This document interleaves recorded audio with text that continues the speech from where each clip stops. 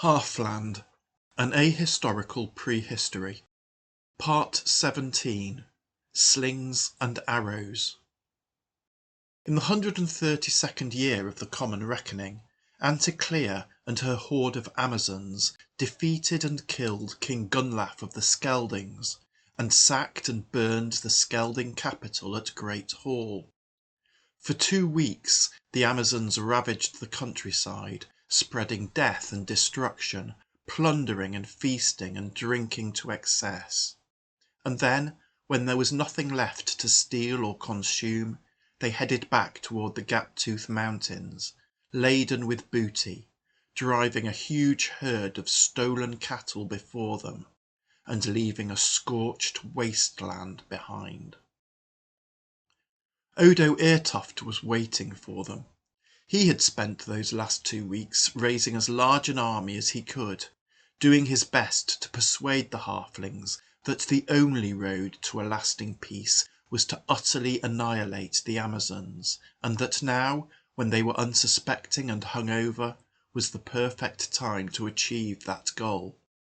As the Amazons passed through the Verwood, the halflings fell upon them and comprehensively defeated them. Anticlea was killed, along with virtually all of her followers. A handful of Amazons fled the battlefield and managed to escape back to the mountains, but their numbers were insufficient to pose any material threat, and for many years afterwards there were no Amazon raids on the halfling lands. And the halflings' lands were considerably expanded. Those Skeldings who survived the Amazon onslaught had done so by fleeing across the Silver Stream. Odo Eartoft's dream had become a reality. The country between the Silver Stream and the Gaptooth Mountains was now all halfling territory. The halflings rebuilt burnt-out Skelding farms and cultivated the fields, but they did not rebuild Great Hall, sited as it was atop a hill overlooking the ocean. The halflings did not like the sight of the sea. It made them nervous. Grass grew in the deserted streets as the scorched ruins crumbled. Odo had no gold to reward those who had fought with him at the Verwood, but he oversaw the distribution of the new-won territory among the halflings, and made sure that those who had been loyal to him were looked after.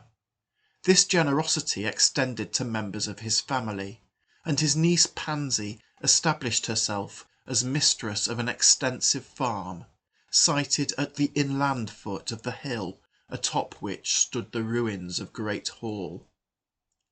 At the seaward foot of that hill the waves washed the deserted quaysides on which stood the roofless walls of the empty burnt-out warehouses of the royal harbour.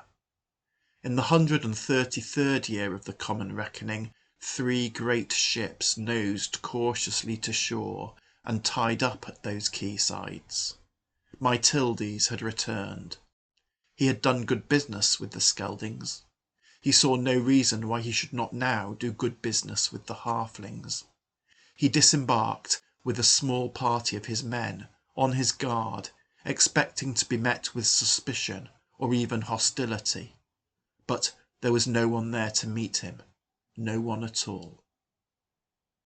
Myltildes led his band up the main street toward the ruined town, centred around the blackened shell that had been the great hall of Skeld. A gentle breeze rippled the grass growing between broken paving stones, and hissed through shattered stonework. Seagulls circled and squawked overhead, but there was no sight or sound of living halfling or human. He pushed on to the top of the hill. At the top of the hill was a large circular mound, crowned with a carefully piled cairn of stones. This was where, after the Battle of Great Hall, the Amazons had buried their dead. Myltildes climbed to the top of the mound and looked down at a patchwork of lush fields, studded with the occasional farmhouse, each with a wisp of smoke rising from the chimney. It was lunchtime. He headed down the hill toward the nearest dwelling. Pansy was reckoning her accounts when one of her servants rushed into her study, all in a fluster, stuttering that a horde of sea-wolves was descending on them, intent on robbery and murder. Pansy put down her quill and went to see what all the fuss was about. And so it was that, on the open hillside above her farm, Pansy first met with my Tildes. They got on remarkably well. Pansy's initial wariness was overcome when my Tildes presented her with a bolt of delicate New Lixian lace, and explained that he sought halfling cheese and honey, for which he would pay in gold, or exchange for more lace, or wine, or any number of other good things. Pansy agreed that my Tildes could use the royal harbour. She agreed that he could rebuild and use the warehouses at the water's edge. But she stipulated that the New Lixians could not venture further than a bowshot from those warehouses, other than on the second Tuesday of each month, when a market would be held atop the hill, just over the crest, so that the halflings would not have to be disturbed by the sight of the sea. My Tildes agreed to these terms, and to pay Pansy rent for the use of the warehouses. Many of the halflings felt that Pansy had done wrong in allowing my Tildes the use of the royal harbour. They worried that the traders would be followed by troops seeking to invade the halfling lands, but the New Lixians adhered to the terms that they had agreed with Pansy. The halflings received good prices for their produce. Lace bonnets became fashionable among halfling ladies, and halfling gentlemen became partial to quaffing the odd bottle of New Lixian wine. My Tildes did not restrict his commercial activities to the south bank of the Silver Stream. From their base at Royal Harbour, the New Lixians sent boats back and forth across the Silver Stream estuary, trading with the Skeldings on the northern bank, but they made sure no Skeldings came across to the south bank. The halflings' views on the Skeldings were quite clear, and my Tildes had no desire to anger the hosts from whom he was profiting so much. And although the halflings and Skeldings remained enemies, they were each happy to purchase the produce of the other from my Tildes, as long as the provenance of their purchases was not made too obvious to them. So my Tildes sat at the centre of a three-cornered trade between New Lixia, the halflings, and the Skeldings. He did very well out of it. And on the return voyages to New Lixia, his ships not only carried halfling honey and Skelding cheese, they also carried paying passengers. These passengers largely consisted of Gunlaf's few surviving captains and their families and senior retainers. The Skeldings north of the river had no love of the captains, who they saw as the undeserving beneficiaries of inherited wealth and power. Indeed, resentment of that power had been the main driving force of Fulbert's revolt. The tattered remnants of Gunlaf's aristocracy received no sympathy or deference. Instead, they were widely mocked for their perceived failures on the battlefield. They paid what little gold they had been able to salvage from the wrecks of their fortunes to my Tildes' agents, who rowed them out to my Tildes' ships as they sailed down the estuary, homeward bound. The result was the growth of a community of Skelding expatriates in New Lixia, clustered around Adney, the widow of Gunlaf. Following the sack of Dogopolis, the territory was divided between several Orcan warlords, who then fought over the spoils. But after 5 years of this, there was little left to fight over, and the warlords turned their eyes to opportunities further afield. One of these warlords was named Labrag. He was based to the east of Dogopolis, at the foot of the Goblin Downs. With the coming of the orcs, the goblins had withdrawn deeper into the hills, but this did not prevent Labrag from launching several raids into goblin territory. Pickings were scant, but Labrag did learn of the kennels. Surely this seaport, this centre of trade, would contain goods that were actually worth the effort of stealing. He determined to plunder it. The goblins had different ideas. They had previously adopted a policy of being where the orcs were not, evacuating farms and fleeing with their possessions at the approach of an orc raiding party, and then returning to pick up the pieces when it had passed. But they were determined to defend the kennels, not least because they were concerned that, if the orcs took it, they might choose to settle there. And the goblins most definitely did not want to have a colony of marauding orcs established in their midst. High in the Goblin Downs lay an expanse of desolate wilderness named Myrtle Moor. Labrag's road to the kennels led him across it, and here he found a ramshackle army of ill-equipped goblins standing in his path. The orcs formed up into armoured companies and charged the goblin lines, expecting an easy victory. But they charged into a lethal arrow storm. Hundreds of orcs, including Labrag, perished. The few survivors fled, and, for the while, orcan incursions into goblin territory ceased. On the far side of Dogopolis, to the west, the leading orc went by the name of Scrutter. He too decided to foray further afield, and to facilitate this he started building ships. This was nothing new. After all, the orcs had come to Halfland by longship, and orcan craft regularly plied the inland sea. And there were many shipwrights in Dogopolis, who were now slaves of the orcs. Thus it was that in the following year, the 134th of the common reckoning, a fleet of 7 orcan longships landed on a beach 6 miles to the southeast of Midhaven, and disgorged a raiding party of some 250 orcs, intent on pillaging the surrounding countryside. But these orcs too were frustrated, being seen off by a levied force hastily raised by Nicatoris, a local landowner. The orcs departed hastily, leaving Scrutter's corpse behind them. In Midhaven itself, Aristos still ruled over what was left of the Dogopolitans.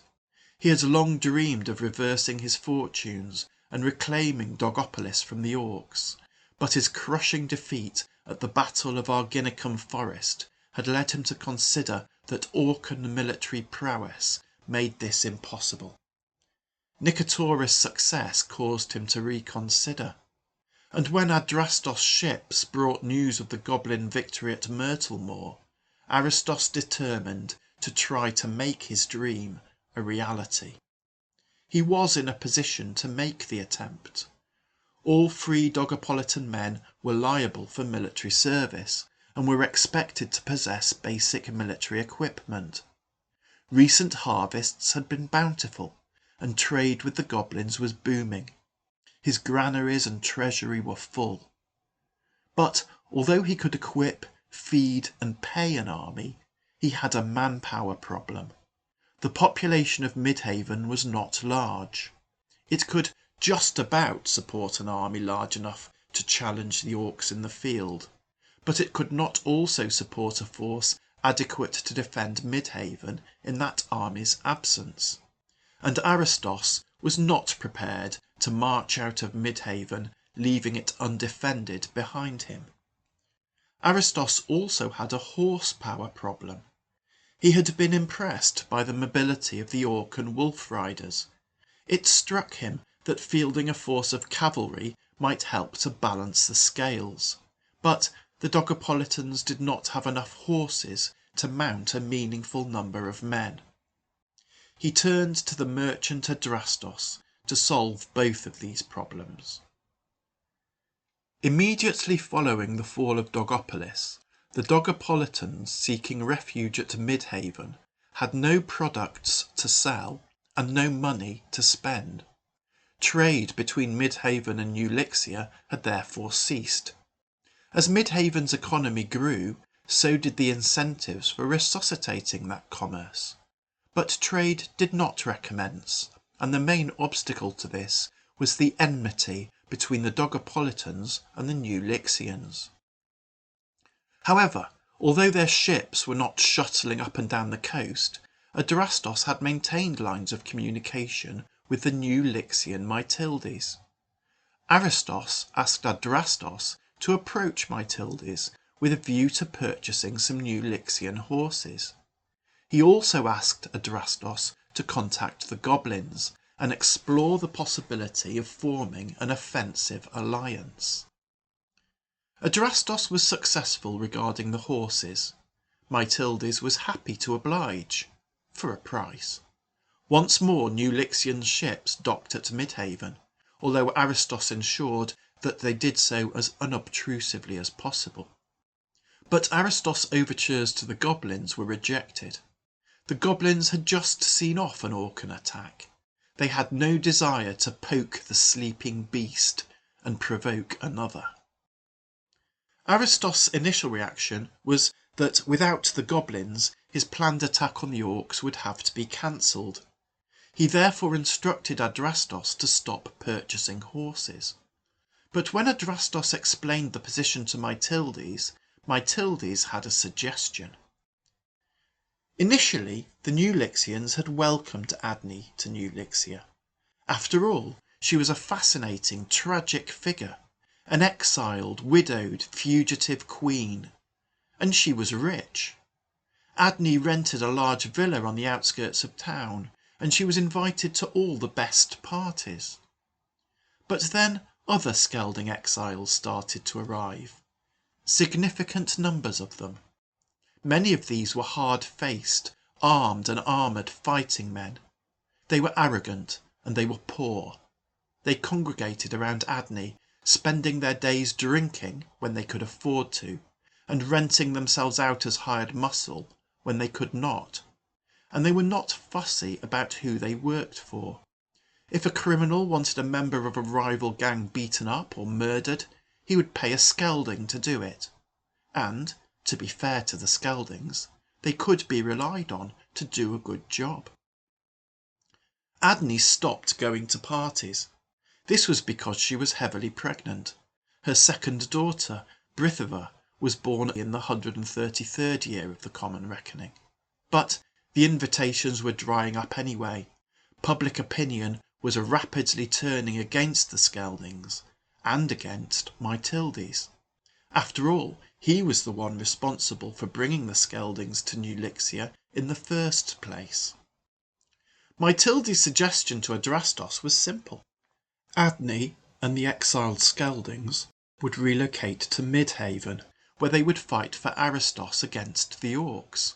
In return, once the orcs were defeated, Aristos would allow the Skeldings to settle in the lands north of Dogopolis.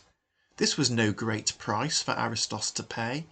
After all, the lands were currently uninhabited, and settling the Skeldings there would provide a useful barrier against any future Orcan incursion.